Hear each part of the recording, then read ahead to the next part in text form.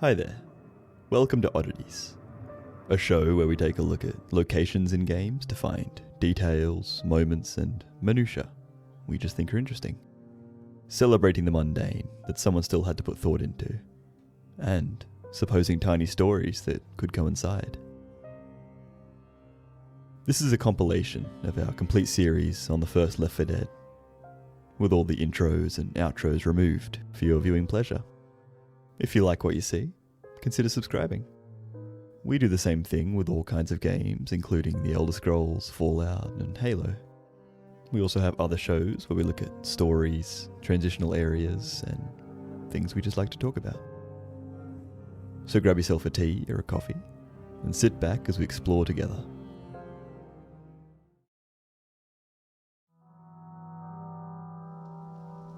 Here, on a random rooftop, in the middle of a broken, dying city, rain falls hard around us. Beyond a single door lies the Horde, and a million stories scarred into the world. Today we're here in the first campaign of Left 4 Dead, No Mercy. Our goal? Traverse the city and reach the hospital helipad for rescue. One thing I've always liked about Left 4 Dead and other Valve games is the continuous interconnected nature of the levels. The way architecture shifts naturally to present different challenges, scenery and arenas. And here we see a bit of that, starting in the tight, constrictive hallways of this apartment building before making our way out to the wider streets. Here on the rooftop, we can find our giant SOS sign. Not particularly functional this deep within the maze of the city. There's paint sitting here that was used to craft the sign. Nearby, a skylight. Peering down into the dark gives us no indication of what lies below. A mass of infected, or simply an empty room.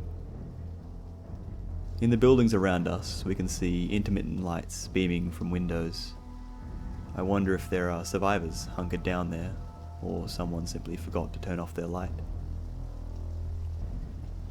Descending down from the roof, we come across a kitchen.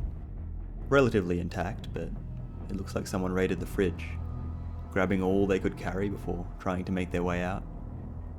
Likewise with clothes we can find on the ground and in the bedroom.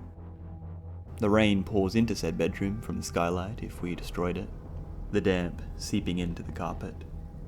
Already this place is being consumed by rot. I wonder if the dwellers here were hunkered around this television, desperately trying to get any information they could about what was happening and what to do. And when the image went static, you can imagine the terror.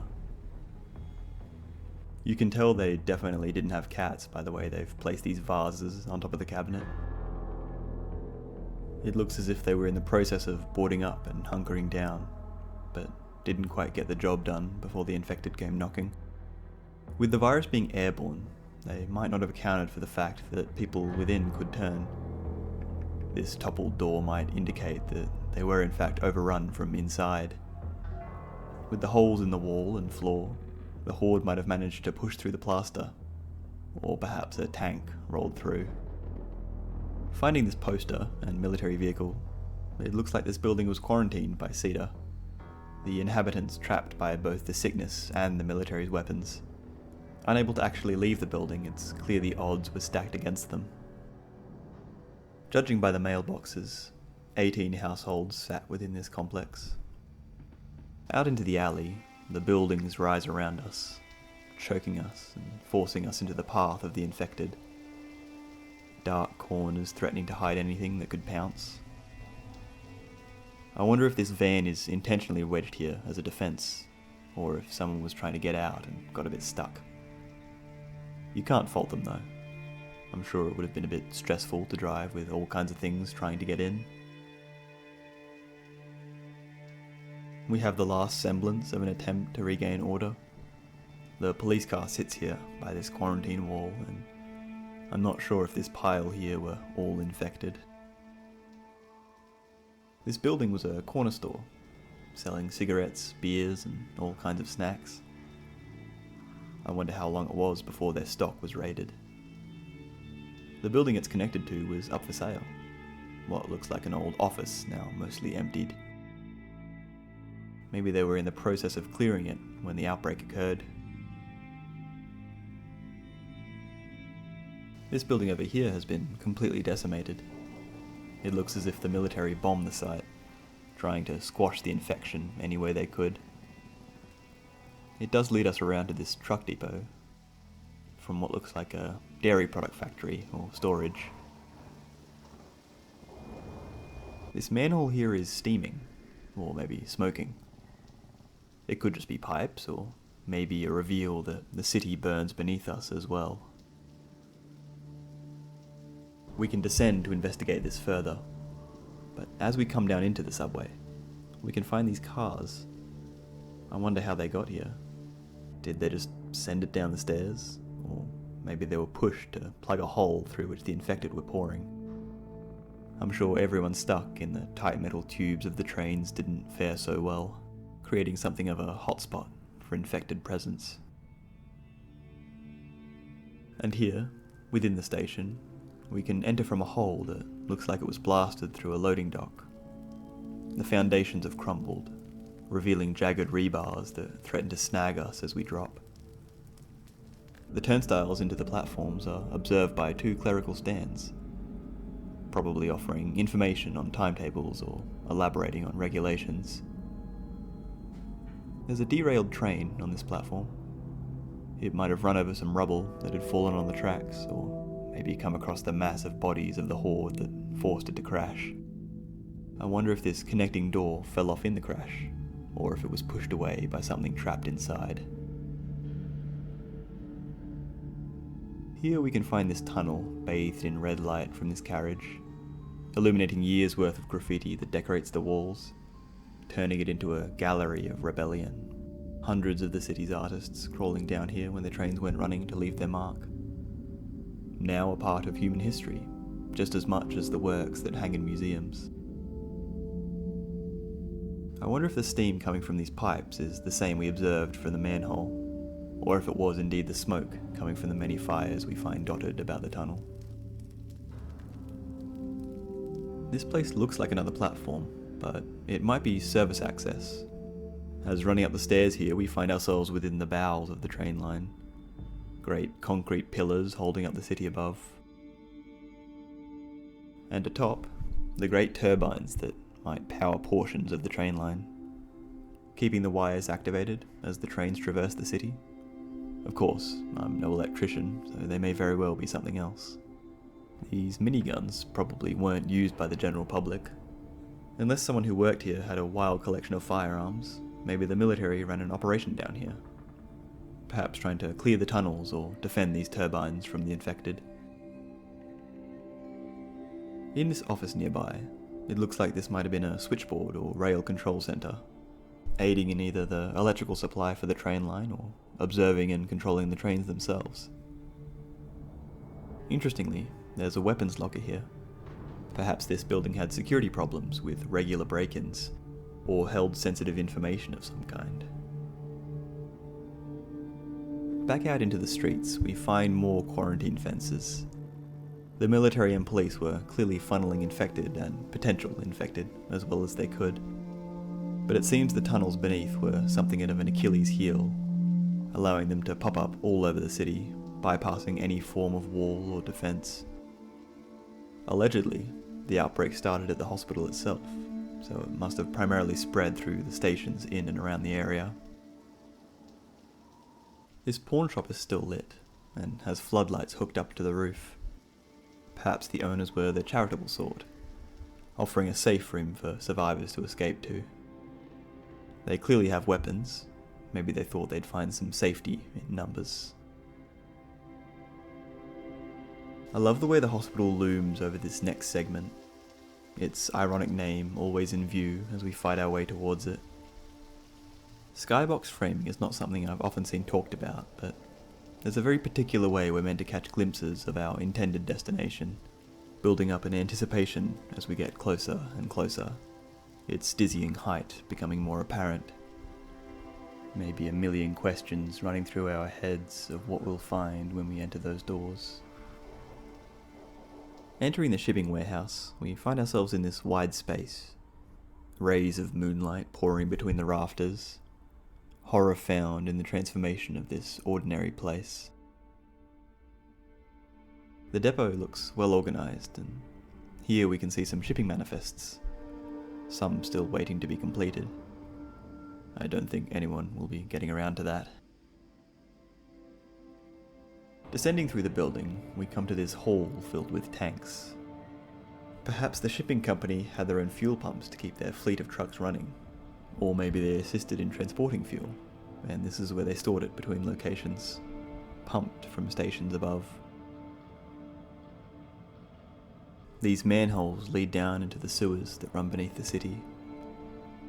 Despite it raining, I don't see any water running through from storm drains anywhere, so this was probably mainly waste we find ourselves surrounded by. There's quite a few remains we can find down here of people looking to use this underground maze to escape, not realising that they were now only further trapped. There's no manhole cover where we come out, so someone might have been lucky, emerging right at the foot of the hospital. But it's not a hopeful sight. Close by, graffiti is streaked across the evacuation sign, and we can find a bunch of crashed and toppled vehicles.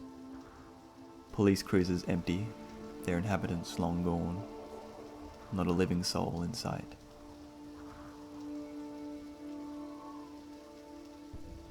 Most of the remains we find are stacked up at natural choke points. Maybe the military and survivors were falling back into the hospital as the horde advanced.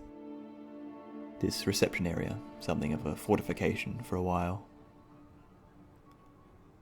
And here we are, the hospital itself. Halls covered with debris, discarded tools, and more of the dead. It looks like whoever was being treated in this room had a bit of a mishap with their finger. An industrial accident? Or maybe they received a chomp from the friendly infected. That being said, the infected do seem to use their fists more than their teeth, retaining a bit more of that humanity than a typical zombie. A viral infection of the living, rather than one that raises the dead. I love how the hallway lights are off, the only illumination coming from each doorway as we pass, decreasing visibility but also enticing us to ask questions about what occurred within every room. The poor doctors and nurses trying desperately to figure out what was happening and if it could be stopped. The lights might be out, but at least the vending machine still works. We can see that the examination ward has been draped with biohazard warning tape. Doctors and military trying everything to keep people away from the infected. And indeed it might prevent someone from getting too close, but I don't think it will do too much to stop the rabid infected when it sees its prey. Up the elevator, I've always found it interesting that this section of the hospital still seems under construction or renovation. There's all kinds of building supplies, wire looms, concrete and wooden frames.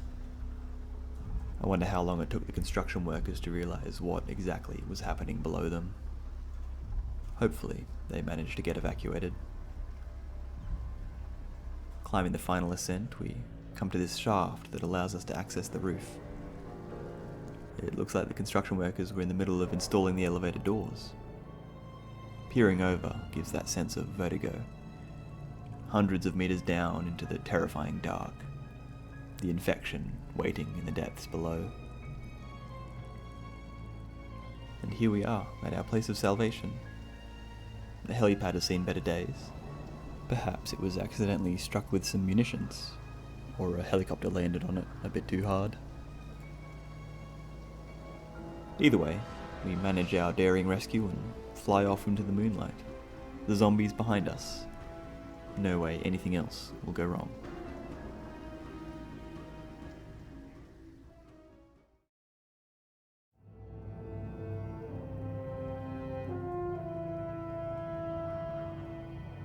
Crawling from the burning remains of our helicopter, we can peer around these dilapidated railway warehouses. A maze of alleyways stretch out into the distance, silhouettes of an abandoned city. And among the shadows, stalk more of the infected. Today we're here in Left 4 Dead's second campaign, Crash Course. Zoe having blasted the zombified pilot, we've crashed down here just below the train line. Looking above, we can see the path the helicopter took as it spun to the ground, likely striking this building here before coming to a stop in this car park. It might have clipped the train cars slightly, leading to them being bent like this. It's interesting that the ground looks more like packed dirt than tarmac or asphalt. Perhaps this sector wasn't as well funded as other logistics warehouses. For we are in a very blue-collar looking area. You can imagine people arriving in the early hours of the morning, clocking on before taking off in trucks or helping load and unload the incoming and outgoing trains. A nice, honest living. But to be here on the onset of the outbreak, a constricting place where the buildings bear down on you and the roads loop into dead ends, it wouldn't have been an ideal situation for the workers to find themselves in. The army didn't fare much better. In this basement we can find 2 deceased soldiers, having fallen to the horde. I wonder if they'd split their attention, one watching the stairway and one this back entrance as they made their last stand. And across the way, we're starting to see new challenges present themselves other than simply escaping. This many days in, people are starting to need sleep, tucking themselves in hard to find places, praying that the doors and barricades hold. It doesn't look like this person's gamble paid off. Their neighbour had set up some secondary defences. This upturned table to duck behind should the garage shutters fail them. One thing I love about this game is the sense of silent momentum the world has, if that makes sense. As if all this story in the environment only just took place. Able to imagine what actions people took in the moment. Like this wedged truck, its lights still beaming after its driver abandoned it. Perhaps joining this pile, or jumping the fence. There's wall graffiti here. Someone having noticed that the army abandoned some weaponry that could be useful. And we can learn about this Angels of Death group, who look like they were quite proficient at killing zombies. At least I hope these tallies are counting zombie kills. I wonder what they drew this with. We find a lot of these messages in the game, so it seems like chalk and permanent markers became quite the commodity when the outbreak hit. It looks like something barreled through this plaster here. Anyone hunkering inside would have had quite the surprise. Probably a tank or charger who came to investigate. It seems this Hirsch company has been around for a while, aging this area for us. I'm sure this was a place of tradition, simplicity and order. Everything running as it should, in a constant loop of loading and unloading. There is peace to be found in that. Though when something is thrown into the works, like this outbreak, everything falls in an instant. The only indication of history, now the signs we leave behind. Advertisements are annoying, but it's interesting to go and find some from the past, peering back in time a bit. Here we can find the other end of the train, fallen from the bridge, now blocking this road. This could have been intentional. Someone thinking fast and using explosives or construction equipment to create this barrier. Or simply a freak accident that now further traps the poor survivors. It struck the power lines, which now spark and threaten to collapse. Your hairs would probably stand on end when walking beneath them. Best to avoid touching anything nearby. Someone had illuminated this room with a lamp, With this table here, I wonder if they had something splayed out, like a map. Or maybe they were performing first aid on someone that lay upon. Fleeing when they heard the train come down.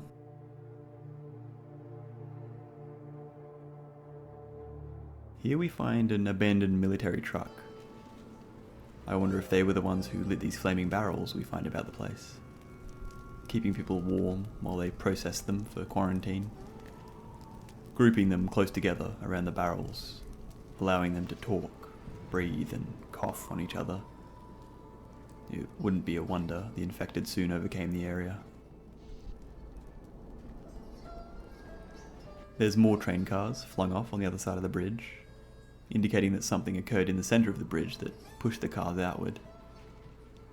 Something like that aforementioned explosion, or a collision between the trains. In the chaos, someone sent this truck over the edge here, landing on the road below. This nice waterfront area destroyed in the crash. With a tanker holding dangerous chemicals that now spill into the air, it does make you think of the environmental impact of a zombie apocalypse. I'm sure there'd be lots of things abandoned that someone should certainly keep an eye on. Power and chemical plants, factories, oil rigs, places that have a lot of things that could explode. There's this lovely little shack here with some chimneys. A boat shed maybe, or a control point for boat signalling before they make their way under the bridge.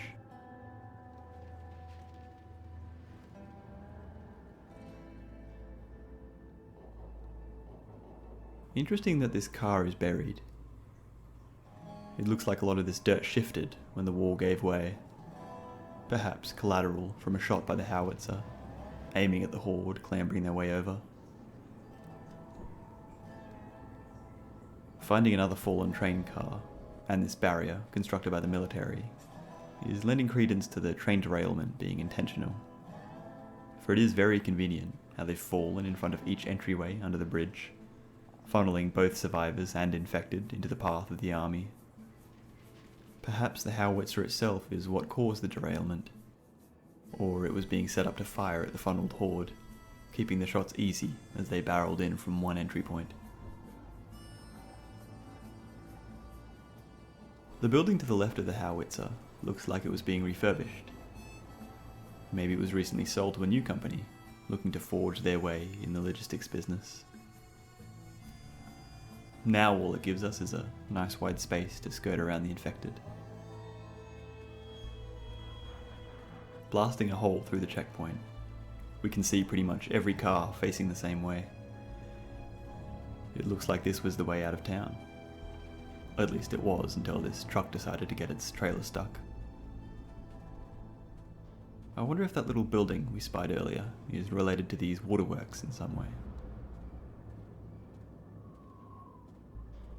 In the safe room, we get a sense that people were displeased with Cedar and Alison's poetry.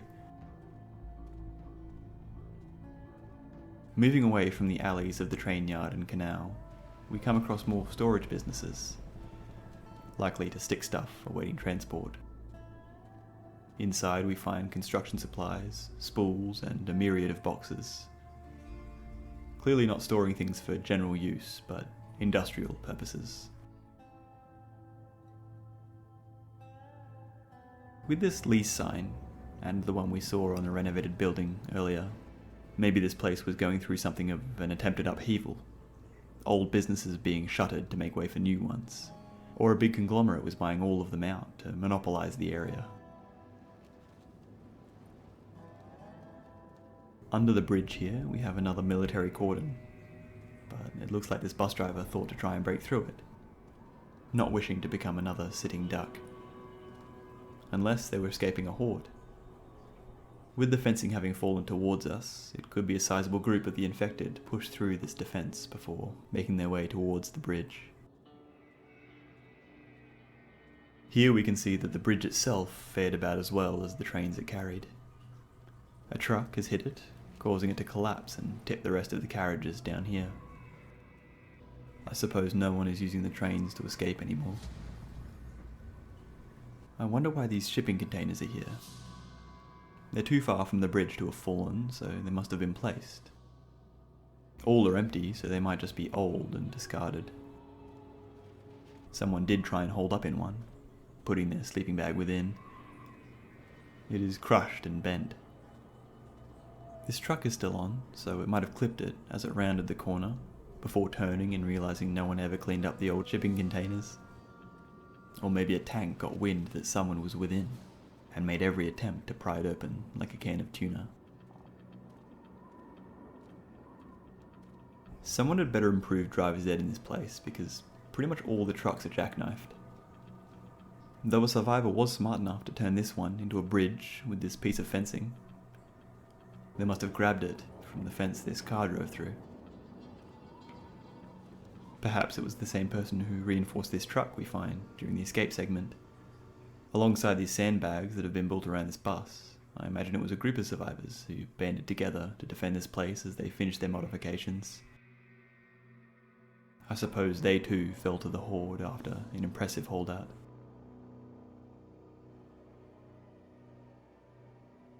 With that, we grab the truck and make our escape, leaving the alleyways and warehouses behind.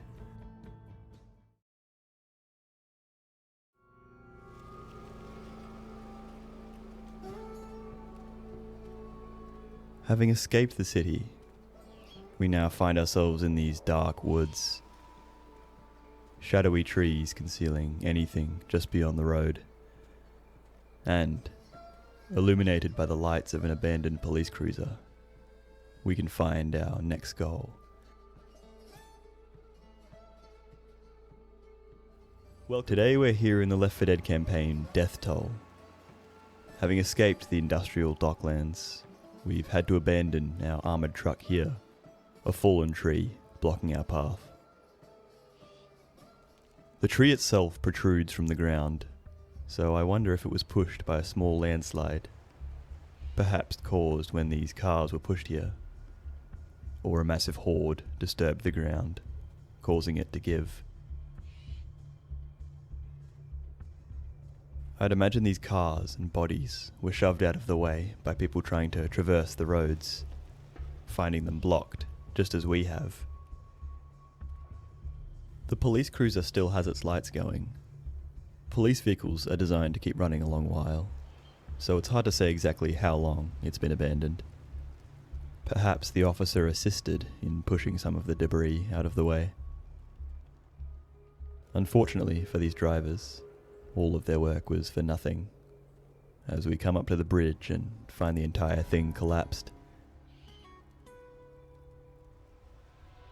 This person was probably surrounded by the dead, forced to plough right into this lamppost, which now illuminates some of the forest for us.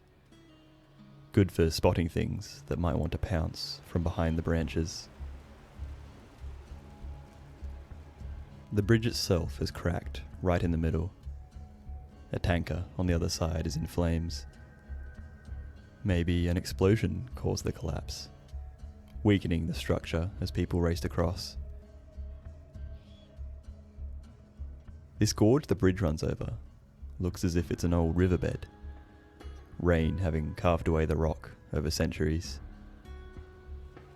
But with the plant life growing about, it probably remains dry most of the time, only filling in periods of heavy downpour.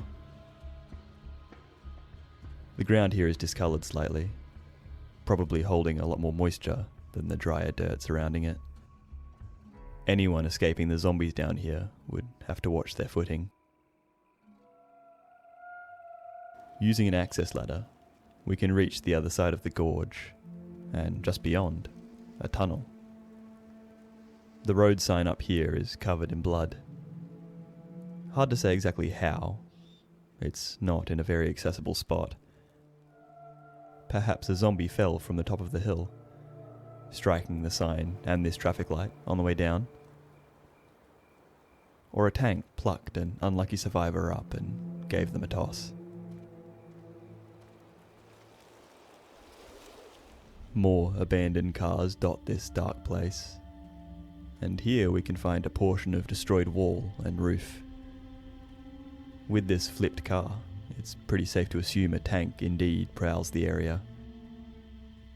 It probably burst through here, giving the drivers a fright as it barreled into their vehicles. I wonder if one of the cars flew high enough to strike the roof, causing it to fall away.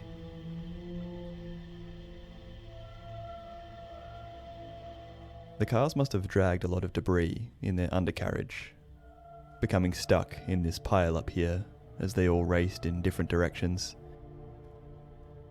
It's hard to say exactly what caused this collapse here, the roof almost having been peeled off. Maybe this tall truck got something caught on its roof, which hooked to the top of the tunnel, destroying it as it drove.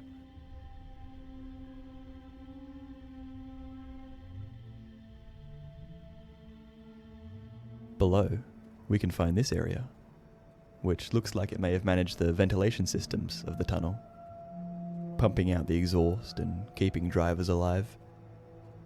Being a popular campsite, I'm sure there was frequent traffic in better days. This maintenance stairway leads us back out into the forest, a large building looming over us as we make our way through.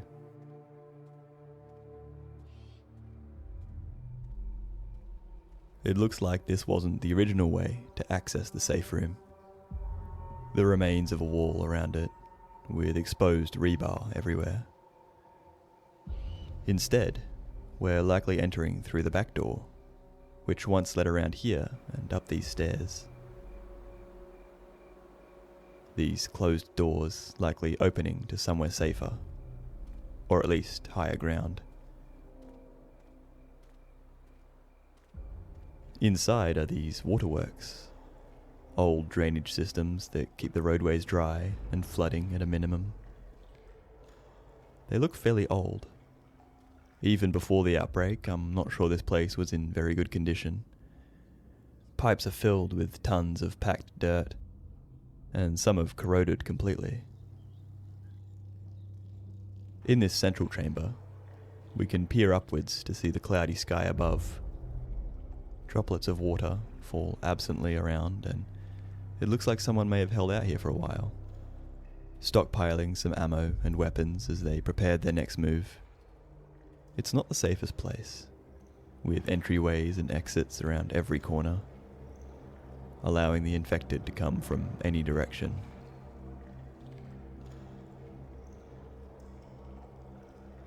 Perhaps this survivor was banking on the waist-high water, slowing them down a bit, allowing them to be picked off as they waded towards their prey.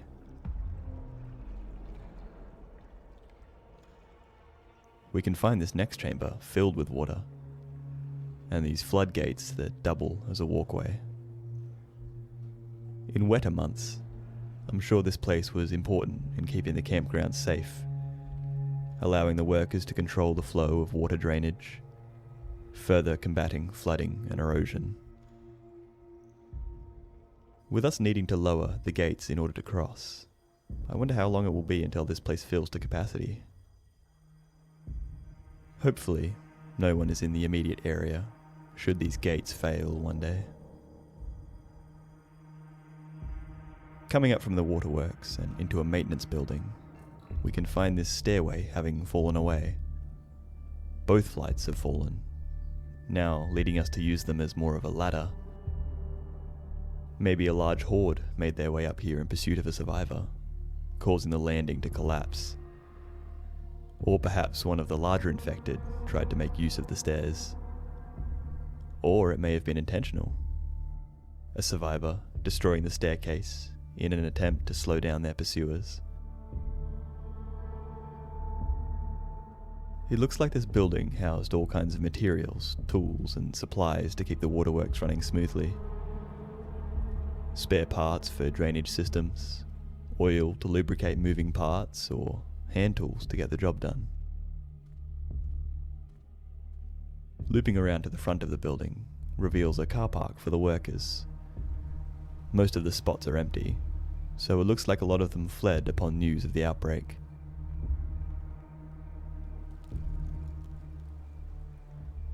They had a nice little reception area, but for some reason, both the bathrooms are missing their doors. I'm sure this wasn't how it was before the outbreak, so perhaps someone ripped them off to fortify something elsewhere. All this junk thrown about the place may lend credence to that. Someone raiding the building for materials to build a shelter, or increase the integrity of their safe room. And in the next building over, it may be that this was what the person was reinforcing. In a train yard, where it looks like the engines came for maintenance, we can find a carriage someone has kitted out into a safe room. A walkway of sorts built towards it using old pallets. Inside, they managed to stock a heap of weapons and ammo. Looking like it came from a freight train, the place is heavy duty, with thick metal walls able to stop anything. Being a freight carriage, there's no amenities, so this survivor had to make do with a simple bedroll, and likely had to leave the carriage to relieve themselves. You could write a whole story about someone hunkering down here, living in a claustrophobic metal tube, while the infected crawled about outside, facing the terror of leaving their confined haven every time they needed food. According to some of the graffiti within, it seems the survivor or survivors had an encounter with a witch, warning others to stay away from the crying ones. Perhaps this person was empathetic and approached the witch thinking they were a survivor in need of help. I'm sure that was quite a shock. Outside, we can find the train yard itself. Hundreds of abandoned carriages dotting the empty tracks. Being a regional area, this was probably a place to load farmed produce and goods onto the trains, sending them on their way towards population centres. There may have been a fair amount of food supplies here in the early days of the outbreak. Being trains, they probably also transported mined goods, like coal, iron, and other ores. I'm no train expert, so I can only assume this was a control tower of sorts, allowing a worker to visualize the whole train yard. With no switchboard or control terminals, it may have been done simply using radio communications. With this rifle and the blood on the floor, a survivor may have parked up here for a while, taking shots at the infected below. There's some offices across the way, where workers probably dealt with inventory, manifests, and supply chain management. Whoever worked in this office had a small library. I wonder if this was leisure reading, or simply a collection of books on codes related to the running of a train yard. Someone used some plywood to make a small bridge onto this train. I wonder if it was the same survivor who built the safe room carriage. It leads out of the train yard, so this was probably an escape route of sorts, should the yard become overrun.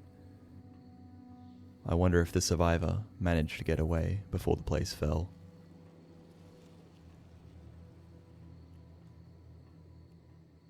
And now we're back on smooth tarmac. I wonder if this was the same road we would have been taking, had the tree not fallen in our way, or the bridge not collapsed. In the distance, we can see the silhouette of a burning bus. And getting closer, it looks like it belonged to the local church. Perhaps driving around on a Sunday morning, collecting all the members who were unable to get themselves there. Probably the elderly congregants who may have struggled to drive. It hasn't ended well for whomever was driving. Perhaps this body here, who looks like they gave one last stand before falling to the horde. I wonder if this was a churchgoer, or simply a desperate survivor who stole the bus from the parking lot. They may have clipped this barrier down the road, causing them to spin out and collide with the tree.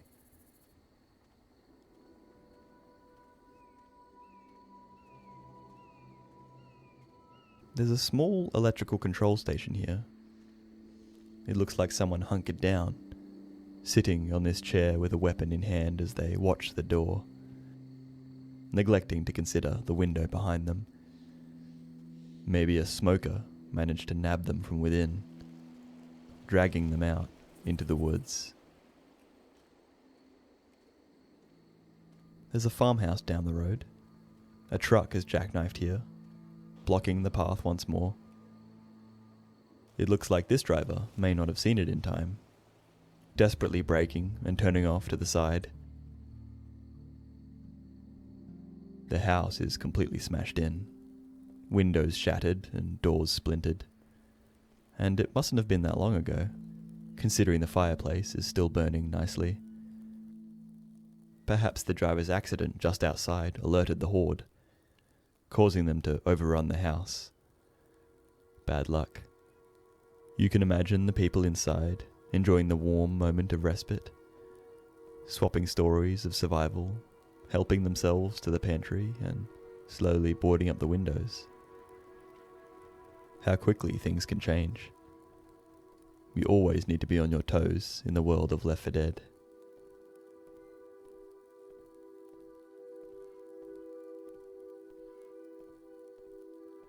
Leaving the sad scene behind, we can finally arrive in Riverside. Or we could, if there wasn't this giant roadblock blocking our path. It looks as if the military have blockaded the town, floodlights peering down the road for any sign of the infected. Luckily, the church is still accessible.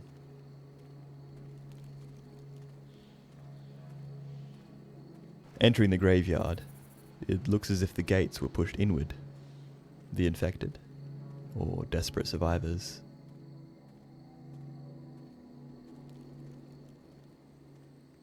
As we approach, we can begin to hear the panicked muttering of a survivor, holed up within the church.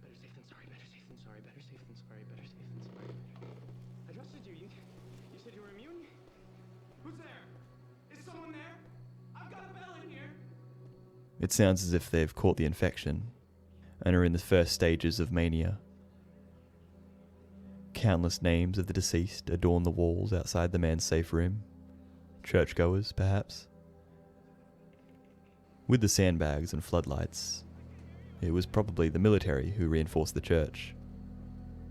They, and anyone who had come to pray, likely perishing as this raving man locked the doors. He had barricaded himself in pretty well. Plenty of furniture preventing entry. Though it looks like he was trapped in more ways than one. Stuck in a prison of his own mind.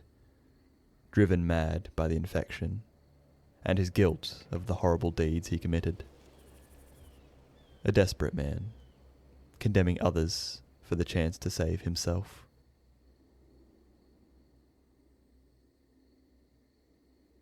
He had a pretty good setup here, able to look down on the streets from the top of the church here. Though this truck has thrown a bit of a spanner in the works, destroying the wall and allowing the infected to enter the churchyard. The military must have been using these buses to strategically funnel infected and survivors, attempting to control the tide of people. There was a news van here, perhaps doing a story on the military effort. I wonder if they were praising them or condemning the treatment of the infected. This store has been ransacked, the shelves raided for every scrap of food. With this lantern here, it looks like someone has been in recently, trying to scrounge up whatever remained. And someone else made their last stand in this office, fending off the infected as they piled into the shop, eventually knocking the door off its hinges.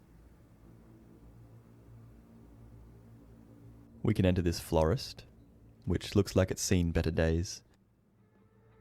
Some survivors were holed up in here, using these bedrolls, a makeshift toilet, and perhaps feeding themselves with this dog food. Maybe that's all that was left available in the store.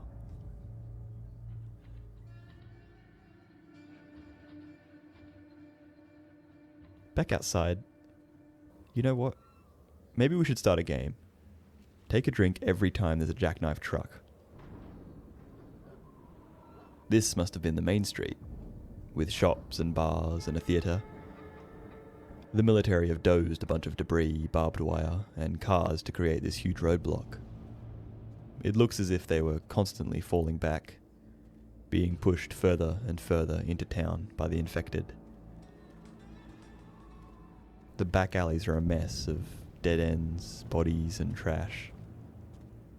Filled with choke points, anyone racing through here would have had a hard time dealing with the infected.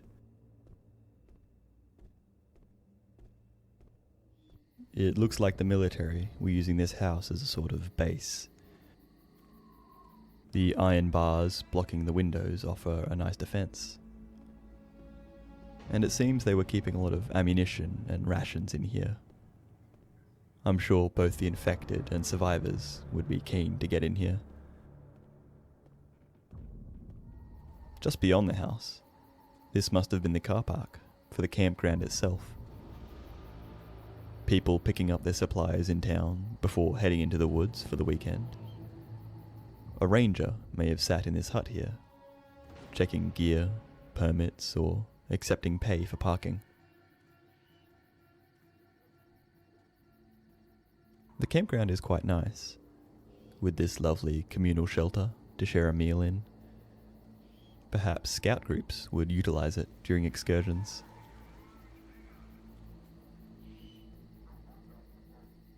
A picnic area sits just by the river, with a barbecue and fire pit. There's a rather dingy looking cabin, maybe where the ranger on duty would stay. And of course, the house on the water. Across the river, we can see the city burning in the distance, now home to thousands of infected.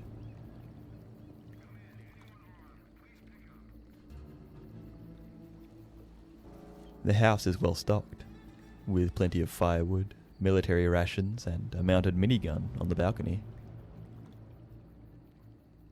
It looks like there were at least 2 people sleeping on the top floor. I wonder what became of them. Maybe they managed to hitch a ride on a boat and escape. And we can do the same, leaving the campground behind and making our way down the river, hopefully on our way to finding someplace safe.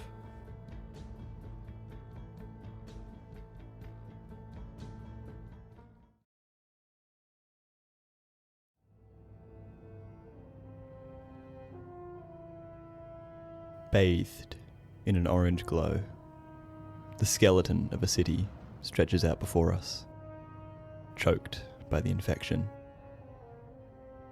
Endless rooftops are now islands above the overrun alleys and streets. Today, we're here in the Left 4 Dead campaign, Dead Air. Notably, not having crash landed for once. Ash floats through the broken glass of this nursery, coming to rest on the various potted plants about the place.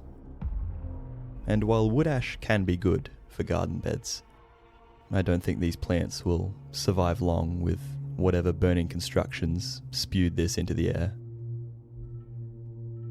I'm sure a few of these buildings had traces of asbestos within the walls, alongside all kinds of synthetic and artificial building materials. The green flu probably isn't the only thing we have to worry about inhaling here in the city. This must have been a commercial greenhouse, growing all kinds of things to perhaps sell to various shops and customers, allowing the people of the city to spruce up their houses with some greenery. It looks like the place had an automatic irrigation system to keep the plants healthy, but it has long since been turned off. water either running out or being directed elsewhere.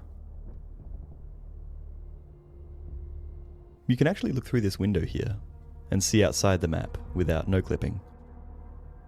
A few waterfront warehouses missing their walls, but it does indicate how close to the river we are, connecting this campaign with the previous.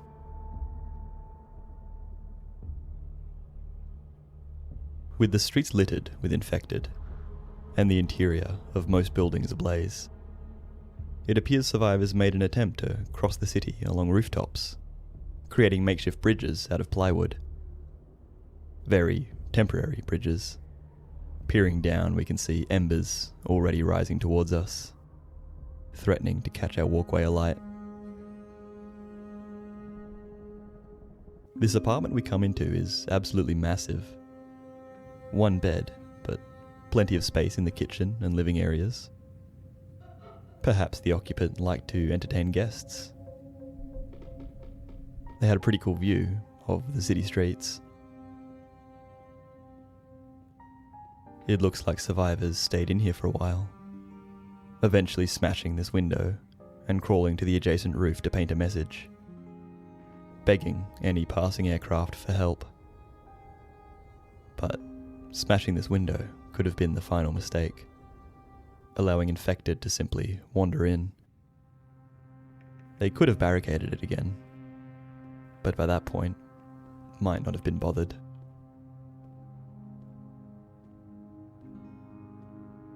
An apartment across the way still has its light on. I wonder if someone still remains hunkered within.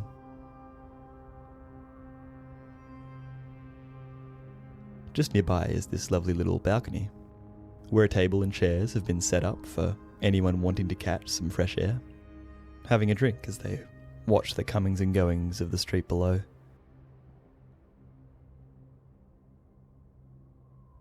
With the hotel in view, I'm sure you could see all kinds of people arriving to the city. Tourists, families, workers, business types. You have to wonder if there was actually anything to do here. It's kind of hard to tell in its apocalyptic state. I'm sure there was a museum or two.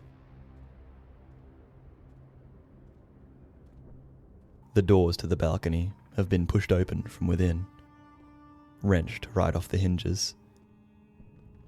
A large group of infected probably barreled through, pursuing some poor survivor. The interior of the apartment is strange, with a giant staircase leading to a hallway right in the middle. Perhaps this wasn't always an apartment complex, and the original building was retrofitted to allow for tenants. The survivors within made an attempt to barricade the front door, but it seems the infected managed to get in from above.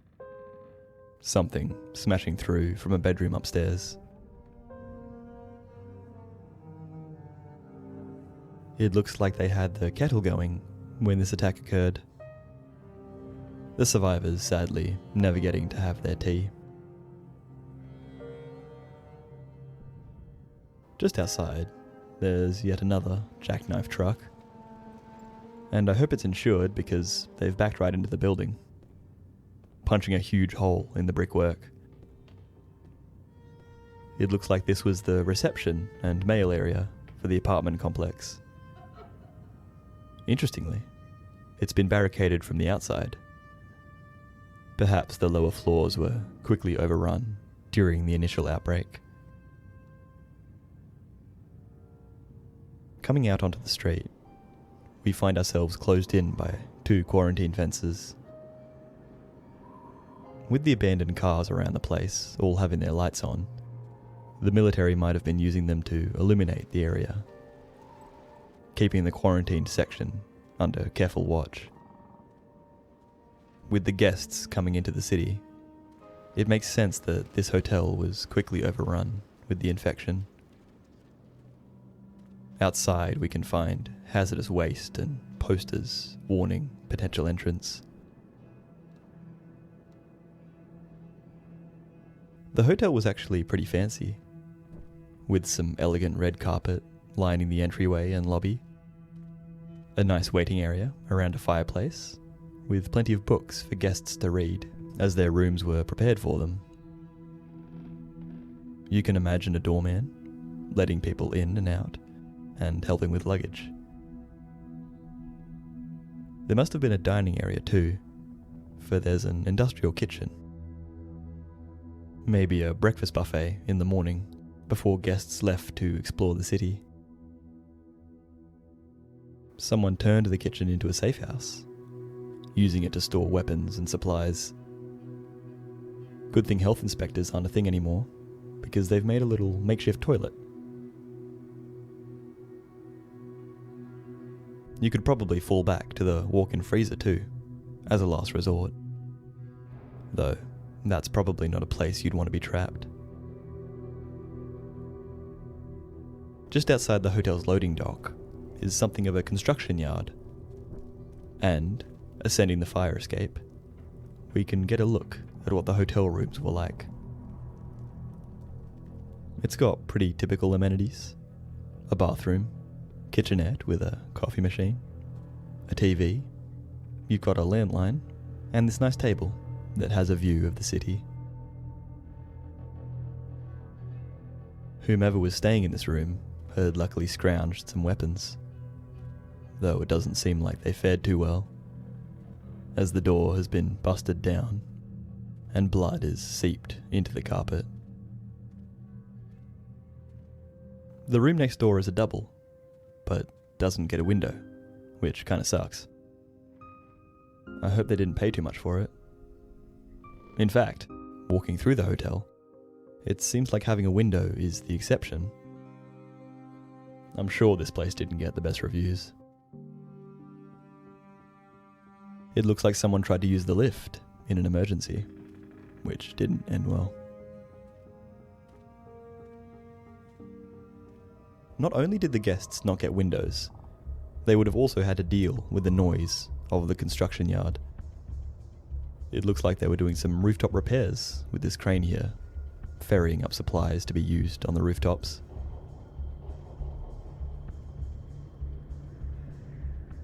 Crossing the construction site, we can come to some law offices. A very typical layout, with dull grey walls, and they have a break room. There's the water cooler, of course, where the paralegals could share office gossip. Whichever lawyer owned this practice, probably this Merrill, had their office just here. They had quite the collection of booze, likely cracking a bottle open as they consulted with clients. Someone built another bridge between the law office and the building next door. I don't think Valve expected us to look upwards as we cross, for the windows just above us are really low quality. Though it's a good showcase as to how they cleverly control the path of your vision. A player definitely more inclined to look downwards into the building they're about to enter, scanning for threats that could await them. This office complex is a lot more cubicle hell, with countless partitioned desks for workers to spend their days behind. Even the private offices are drab and feature no windows. This one must have belonged to a manager, with chairs set up for consultation with workers or clients. At least this person has a plant to bring a bit of colour to their cubicle. I wonder if they bought it from the nursery we passed through. Do you think everyone hated this person for jamming an entire bookshelf into theirs? It definitely sticks out across the endless rows.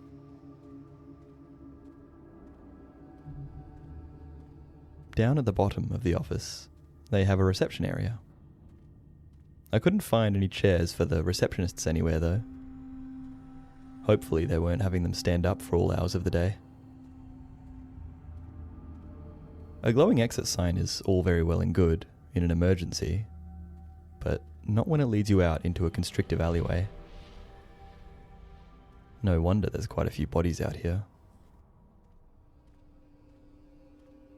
Back out into the open air, we can cross the street to the next safe house, built into a storage facility. This was quite a small-time operation, with this little complex of storage containers, probably for tenants in nearby apartments, who might not have been able to fit all of their stuff within. It looks like construction workers were busy building just next door. Probably another office complex. Site security wasn't too good, for there's graffiti all over the place. It looks like someone thought to use this incomplete tower as a place to rest their head for the night. It doesn't have much in the way of defense, but does offer great sightlines around the construction yard. It would have been a good spot, were the infected not so good at climbing. I don't think this survivor would have lasted very long. Exiting the construction site, we can turn onto this street and spy the control tower for the local airport. The lights are on. Perhaps there's still some controllers up there, monitoring radio communications for any information on what to do, or helping broadcast emergency communications themselves. As we pass through the nearby electrical station, we can still hear the equipment buzzing, working tirelessly to keep the city's lights on. But with no supervision, it probably won't be long before the power runs out.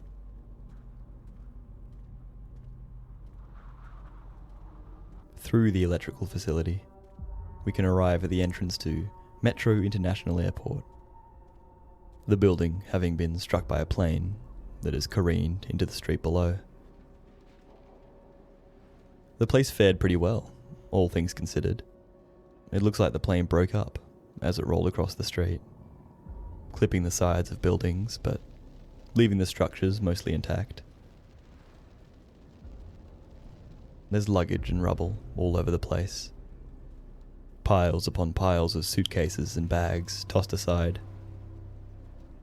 Perhaps they were trying to lighten the aircraft to allow more passengers aboard, forcing them to leave their unnecessary belongings behind.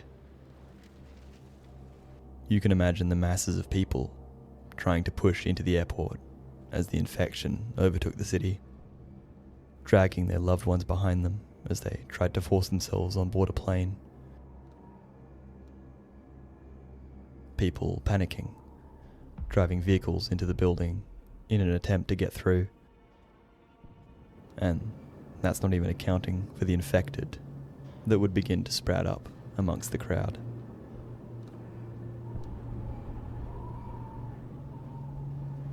You can tell this game is fictional because there's spaces available in the airport car park. Within the terminal, we can see that some people thought to put the discarded luggage to some use, using it to barricade the halls. The baggage claim is completely still, with this conveyor having fallen off the wall completely, likely tumbling down when the military came through on a bombing run. You'd think this was the domestic terminal, for all the arrivals and departures are coming and going to and from cities in the United States. That would probably also explain why there's only 3 baggage claims. But then why is there also a currency exchange? Unless each state has their own currency in the Left 4 Dead universe. It looks like Vector Airlines and Pangea Air both had permanent bag checks in this airport. There's no stanchions set up, so the people of this city must have been very good at forming orderly queues without assistance. Through security, we can find a statue of Atlas, which is missing both Tasmania and New Zealand, and another downed aircraft.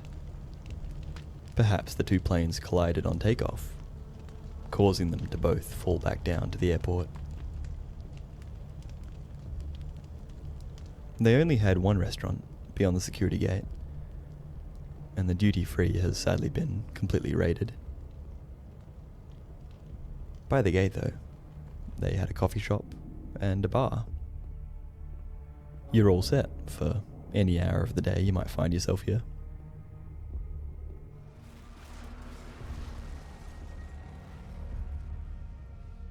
Well, it seems like this is the day to crash a plane. There's bones of aircraft everywhere, either having fallen from the sky or been bombed by the military. I'm sure it was pretty common to get into the air, only to find one of your passengers transforming into a rabbit infected. The ground has been ripped apart by the constant collisions, creating a no man's land of luggage, carts, and pieces of plane. Looking from above, it seems 6 total planes lie dead by this gate. Luckily for us, 1 more plane still stands, which we can refuel and fly off into the sunset.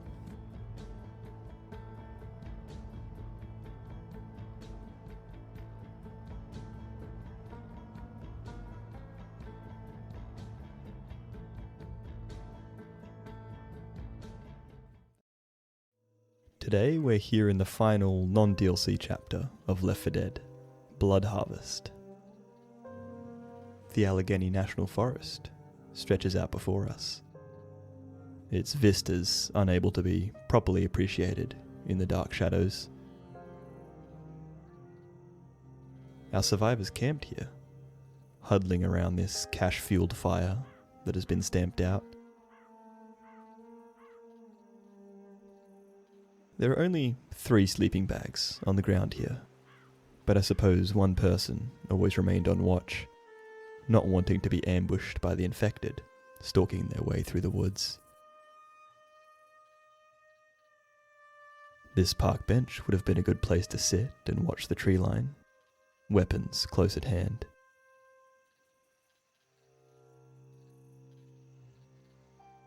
The ground is a carpet of leaves, hiding roots, stumps, and rocks that threaten to trip. You can imagine how slick they would be. The cool night filling the earth with moisture, turning the dirt beneath to mud.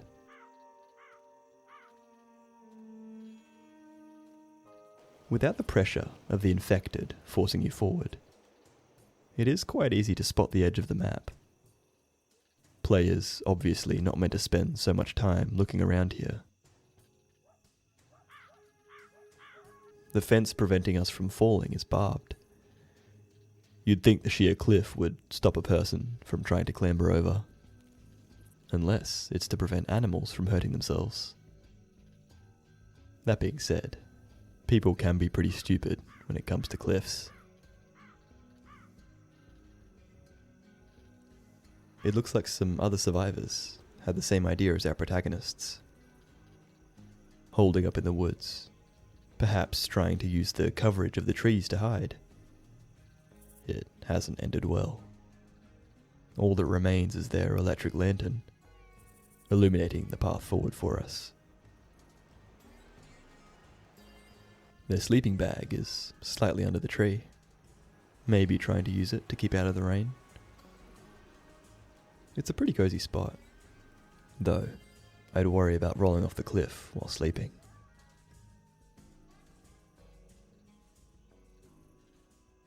With this becoming an evacuation route, the military may have been the ones to leave these planks across the rope bridge, increasing accessibility and allowing more people to escape. Though the bridge looks like it's seen better days. Some segments are frayed and falling apart, the whole thing threatening to break.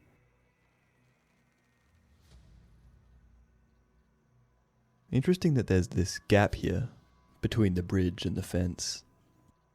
If safety is a concern, then I'd worry about people falling here, especially with all the leaves covering the ground. I suppose it's survivable, if you were extremely lucky.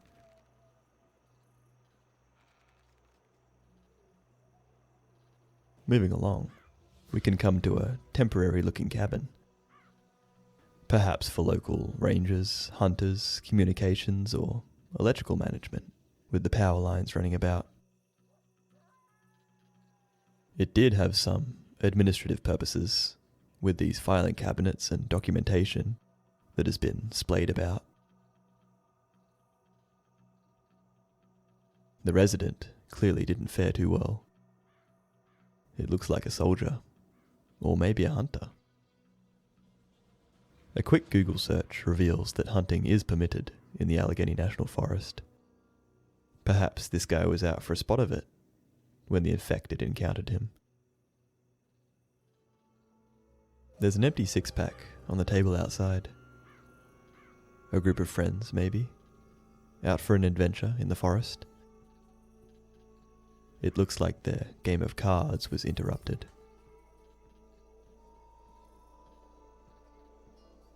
Someone had a bit of an accident here, running over the side of the hill and colliding with a fence. Impressively, they've managed to get the car wedged in the concrete. They've knocked 2 segments of the fence down, but peering over, they're nowhere to be seen. They would make good materials for crafting a barrier, so perhaps someone nabbed them from below, dragging them elsewhere.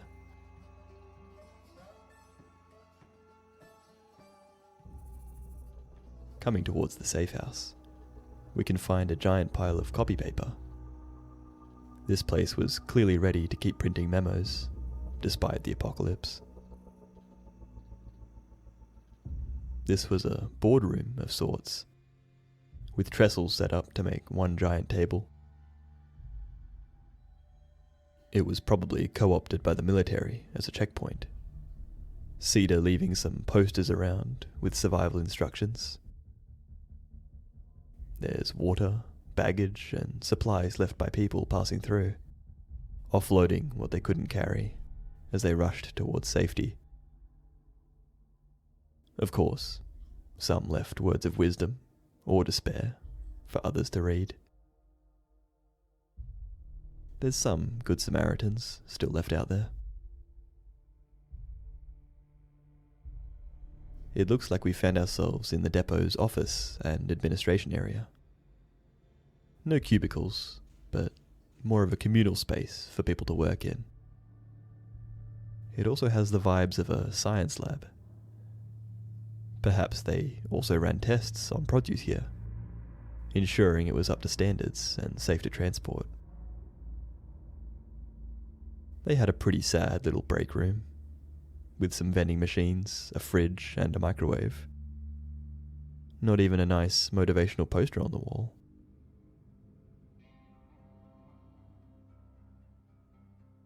Downstairs we find more offices and evidence of what happened here.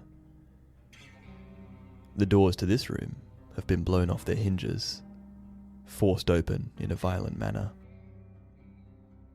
Entering, we can see that this is the only entrance to the room. The windows are unbroken. Maybe this is where the employees or military kept some of the infected before they turned rabid, soon becoming a horde and pushing their way out. Or perhaps a special infected evolved within, a charger or tank that used their brute strength to smash their way through.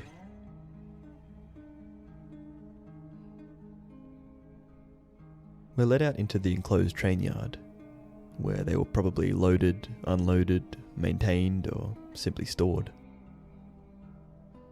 There's been a bit of chaos, with this flat car being pushed, knocking components down and bending these steel beams. Perhaps the doing of our supposed special infected, or an explosion, as the military tried to combat the infected.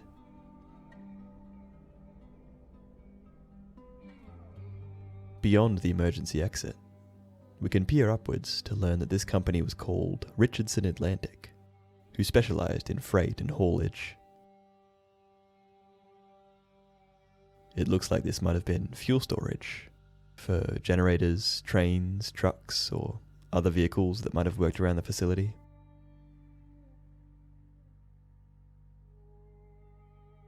We can take a look around the train yard proper. All the locomotives and carriages long since stopped. Interestingly, our crashed car from earlier has disappeared. Maybe to the same place as those fence segments.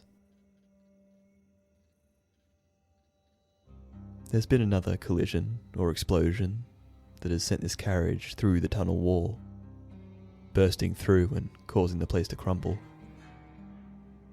Hopefully, no survivors were making their way through when the place came down.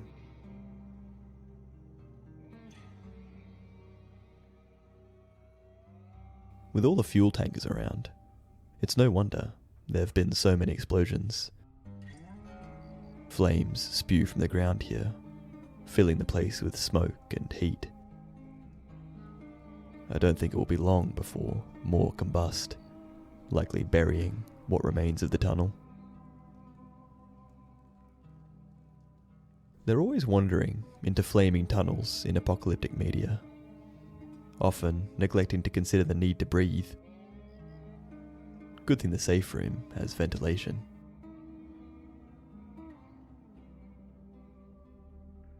Red emergency lighting shines in these dark halls. Generators probably tripped on when the tunnels caved in. This area looks like it was a common mark for graffiti artists, likely lacking security enough to prevent it. It looks like the kind of place urban legends are written about. Kids daring each other to enter while out on camping trips, crafting scary stories about what could lay within.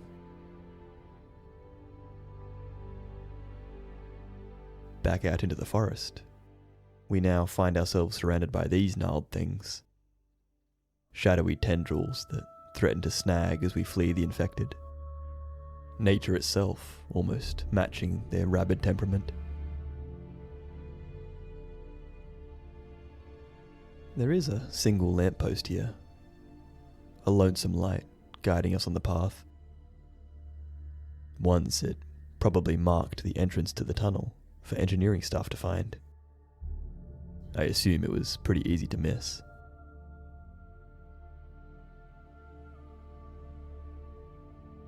Richardson Atlantic must have owned a bunch of land that ran along the train line. We can find another one of their bunker-like installations here. Another concrete canvas for rebellious expression. It leads back down to the tracks, and the tunnel exit, where plenty more trains and carriages wait patiently. Above runs an old footbridge that looks like it's one gust of wind away from toppling. Now it only serves to drop more infected on top of us as we pass below. The company has another small building here, where it looks like someone held up for a bit, stockpiling weapons and ammo. They clearly didn't stay long, for nothing's boarded up or barricaded. Perhaps they were trying to siphon some fuel from these generators.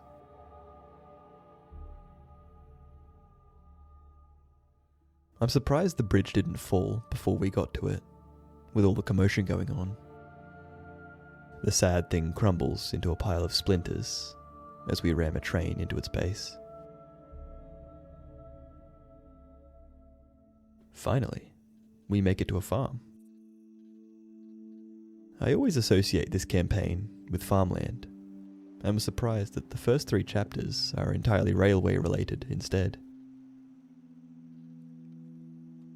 We can enter a dusty old barn, home to a beat-up car, a little runabout that probably helped with some of the farm work. It looks like they kept cattle here, but I don't think the herd survived. You've got some bales of hay for them, and several pens for them to sleep at night, or to stay dry on rainy days. It probably doesn't smell the best in here. Dust, manure, and feed conjoining into the scent of farm work. Nostalgic for some, I'm sure. The place housed some big old silos, likely holding the grain that would then be transported by Richardson Atlantic. I don't suppose it would have been very convenient to have anyone else haul it, all their infrastructure being just over the hill.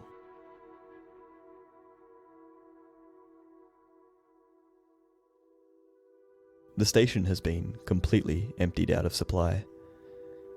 The military perhaps requisitioning some of it as they passed through, or opportunistic looters. Though, as always, it could have just been the timing of things. Workers having sent all supply on its way when the infection hit the area. Speaking of transport, it looks really inconvenient for trucks to park at this loading bay here, having to come all the way to this side of the building to load up. It'd probably make more sense to have the dock on the other side, so they can just get on their way. Having multiple trucks trying to navigate the complex would probably exacerbate things even further.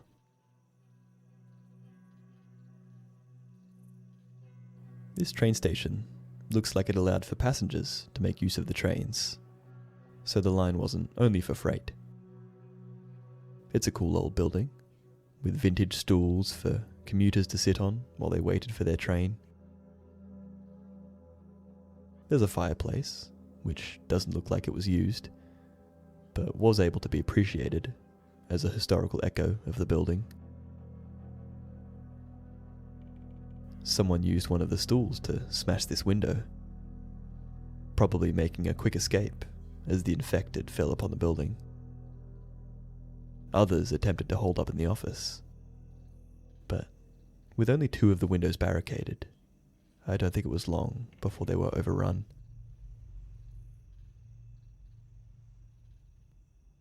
Reaching the end of the track, we come across the evacuation outpost, conveniently signed for us. I'm assuming after this train came to be in this position. But then, where did this path lead beforehand? Anyway, we can continue on into the evacuation area, making sure to follow all the rules. Though, if they want survivors and infected to be visible as they approach, then keeping this cornfield intact probably isn't the best move. Outpost Echo has been built into this lovely farmhouse, the inhabitants of which looked like they enjoyed a simple life. A family, who appears to have just welcomed an additional member, judging by this cot in the main bedroom. The kids' room was decked out in cool wallpaper and a playmat, though it doesn't look like this closet is fastened to the wall, which is an accident waiting to happen when it comes to children. It looked like there may be another staircase leading to a 3rd floor or the attic, but following the architecture just leads us to a wall, and the exterior doesn't reveal any additional staircases.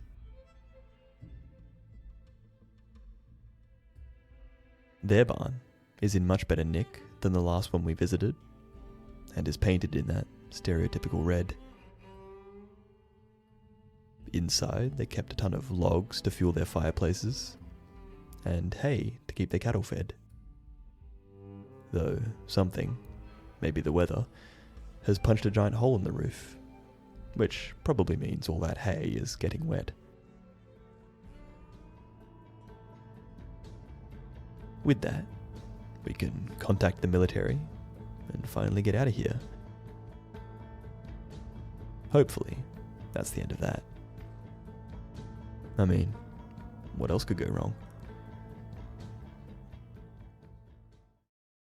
Today, we're here in the Left 4 Dead campaign, The Sacrifice, arriving by train in spectacular fashion. Smoke mixed with fog veils what awaits, drowning the dockside area in a thick atmosphere of anticipation. Already we can spy the tyre tracks of this military truck that has come through the fence here, ploughing into a poor boat that was minding its business in the dock.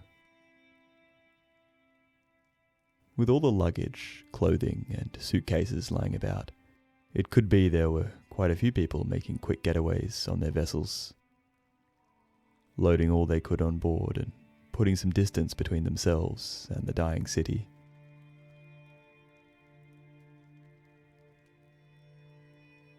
The dock itself must be pretty strong. Presumably, the truck smashed into it as it fell, but not a single plank is out of place. There's this ute here that was towing their boat, perhaps trying to launch it in the panic. It looks like they've backed into the barrier, dislodging the boat and leaving it teetering over the edge. If you had enough people, you could probably push it over and hope it lands upright. Though I don't suppose most passerbys were in a charitable mood. Speaking of launching, it doesn't look like there's actually a boat ramp on this side of the dock. Looking around, I couldn't see one, nor any beaches or sections of the shoreline you could back onto. So I'm not too sure how you go about getting your boat in the water without a crane.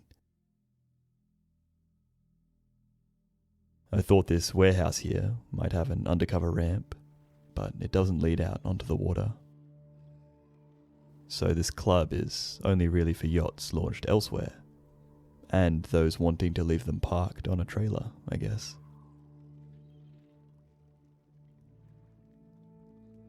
With the condition of the building's walls, I don't suppose this was the most high-end club, a place for proper enthusiasts, rather than the wealthy one would usually associate yachts with.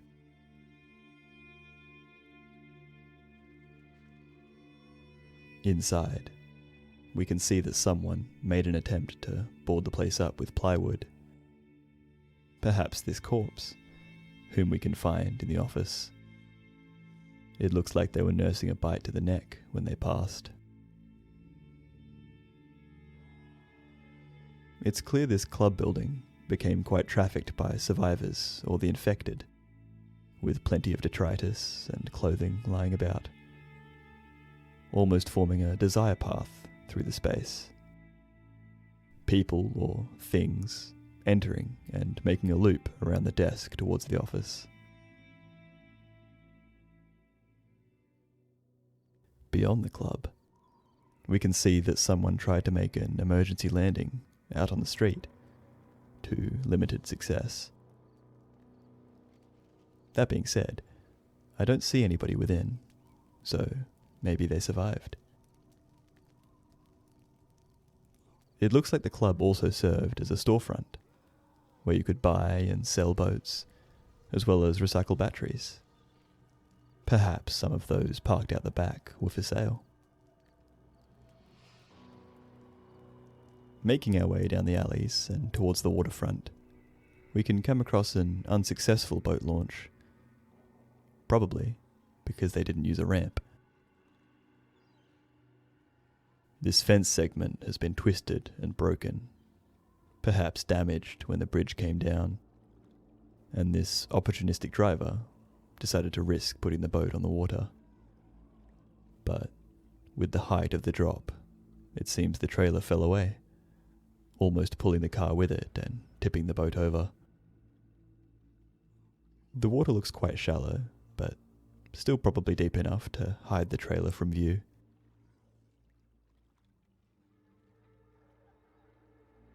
It's boats galore around these alleys. The place clearly enjoying some maritime culture. Fishermen, hobbyists, divers, all spending time on the water. With the amount sitting around, it's clear this place was taken over by the infection before anyone could make use of them. Most having to abandon their vehicles in the middle of preparation. There's a car flipped here, having been thrown from the road. It looks like it may have sat in the path of the plane, the aircraft pushing these two cars as it landed. But with the amount of tanks in the area, it could be this car became a missile, tossed by one as it raged through the streets. Someone used this front loader to create a little makeshift barricade, using barrels, tires, and pallets to form a wall before lighting it on fire.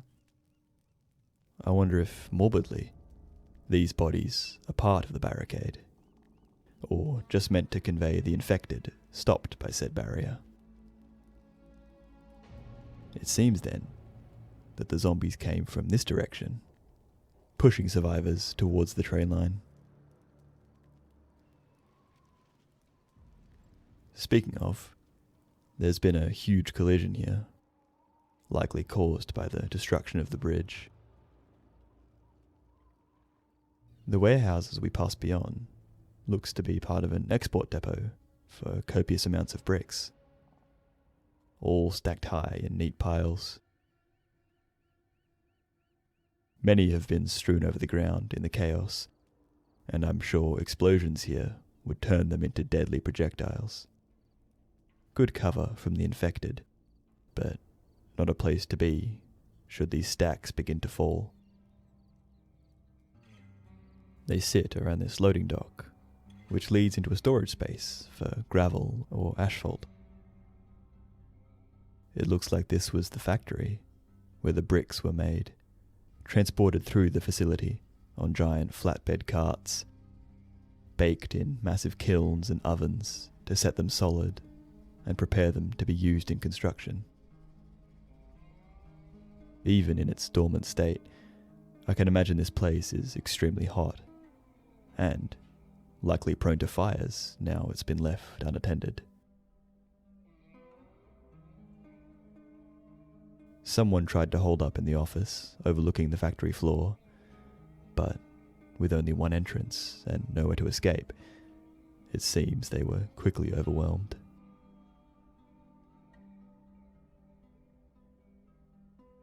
Out of the safe room, we can come to another loading dock. Unlike the rail yard in the previous episode, at least this place's logistics make sense, with the loading dock actually leading out to the road. Whoever tried to close this area off likely didn't have the keys to this truck, only pulling the gate as far as the cab, calling it good enough and hoping the infected didn't squeeze their way through this easily passable gap. And what do you know? There's another jackknife truck here.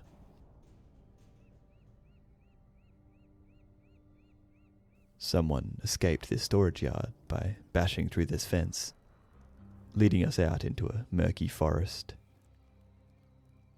The lighting turns a sickly green as more fog rolls in. We can find a pond here, cut off from the river and likely fed by rainfall. Perhaps it was once an estuary or a channel that ran further inland, now cut off by the docklands that have dammed the path.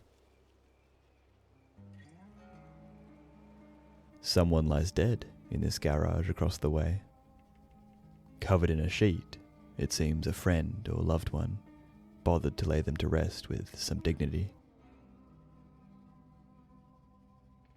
This place specialized in truck or heavy vehicle maintenance and repair, and were clearly very proud of their business. It looks like the building has been mostly looted, with little furniture and supplies.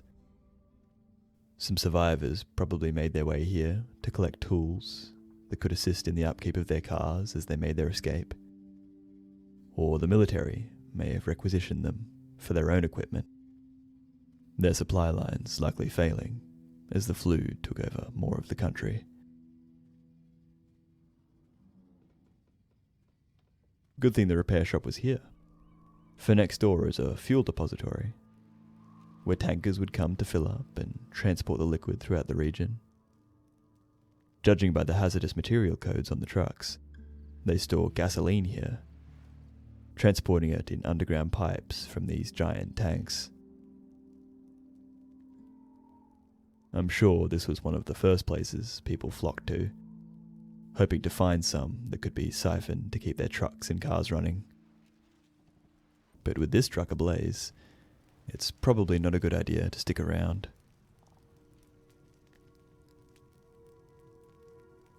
We finally arrive in an area you could conceptually launch a boat from, if there was any water to launch it into. Unfortunately, it looks like most of it has drained out, beaching everything here. This barge has run aground, blocking anyone from leaving anyway.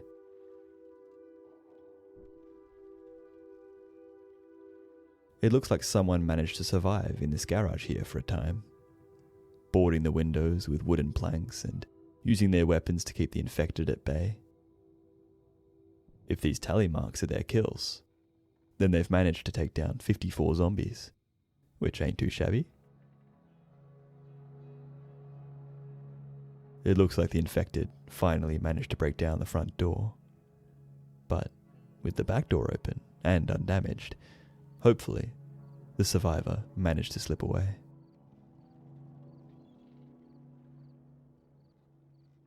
Down the way, we can find another depot, this time for cement mixing trucks, who could fill up under this funnel here.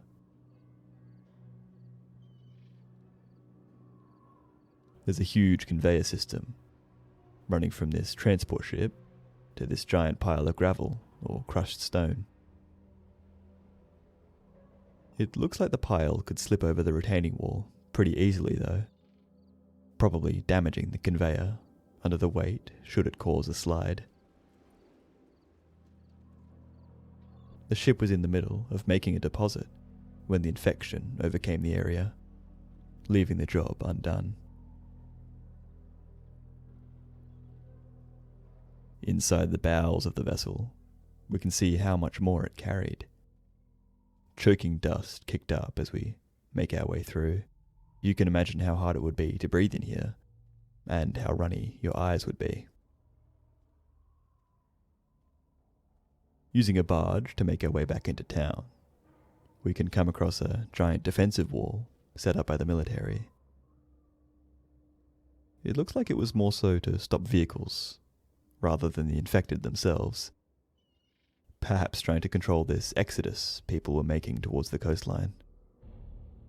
With everyone pouring through, I'm sure it would have been difficult to enforce a quarantine and search for infected individuals. It seems an irate truck driver made an attempt to get through the barrier, but it stood up to the task.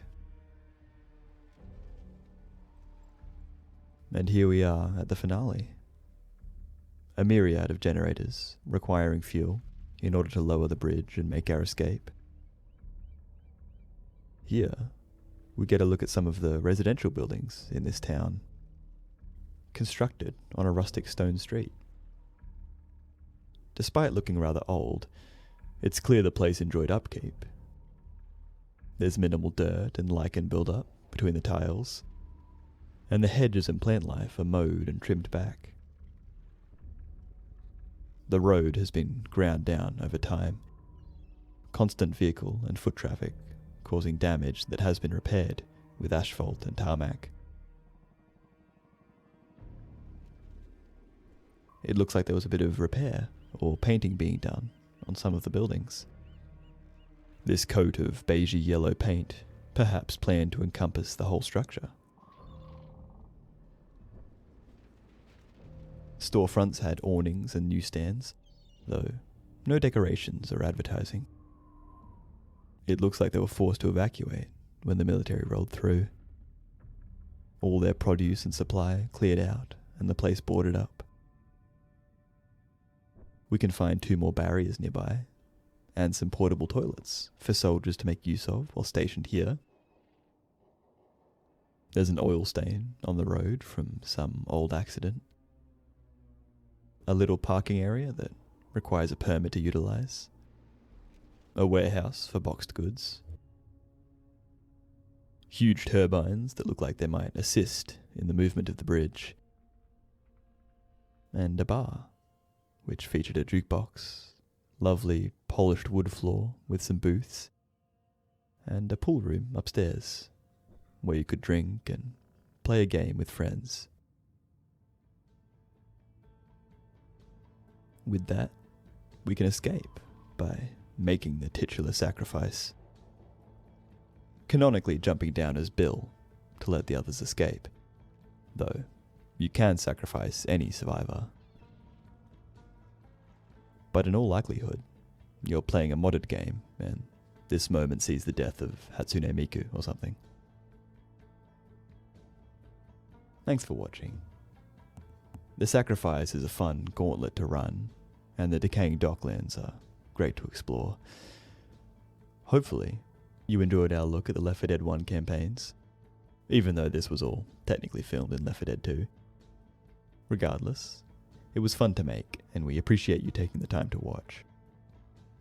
Shout out to our members: Thane Krios 8, Anna A2640, Nash Kula, Renee, Patrick Connaughton 4171, Speed of the Earth, Nathan Armstrong 6085, Call Me Jips, Dadeney, and Callum Kenny. Stay tuned for more oddities, odysseys, observations, open roads, opinions, and live streams, and we'll see you in the next one. Cheers.